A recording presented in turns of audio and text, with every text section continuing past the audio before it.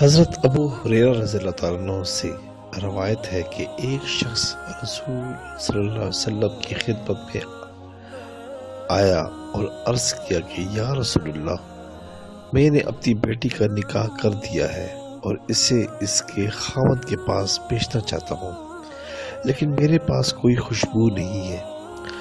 اس وقت خوشبو لڑکی کے ساتھ دیتے تھے۔ آپ صلی اللہ علیہ وسلم کچھ عنایت فرمائے۔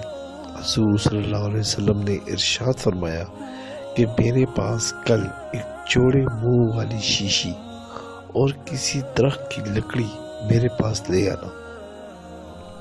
دوسرے روز وہ شخص شیشی اور لکڑی لے کر حاضر خدمت ہوا۔ آپ صلی اللہ علیہ وسلم نے اپنے دونوں بازوؤں سے اس میں اپنا پسینہ ڈالنا شروع کیا یہاں تک کہ وہ بھر گئی۔ پھر فرمایا کہ اسے لے جا، اپنی بیٹی سے کہہ دینا کہ اس لکڑی کو شیشی میں تر کر کے مل لیا کرے۔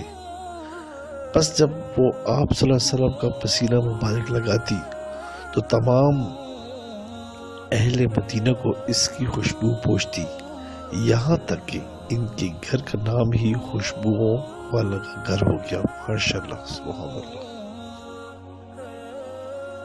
سبسکرائب کریں، لائک کریں اور بیل آئیکن پہ کلک کریں تاکہ آپ کو اس طرح ہی پیاری اچھی اسلامی ویڈیو ملتی رہے۔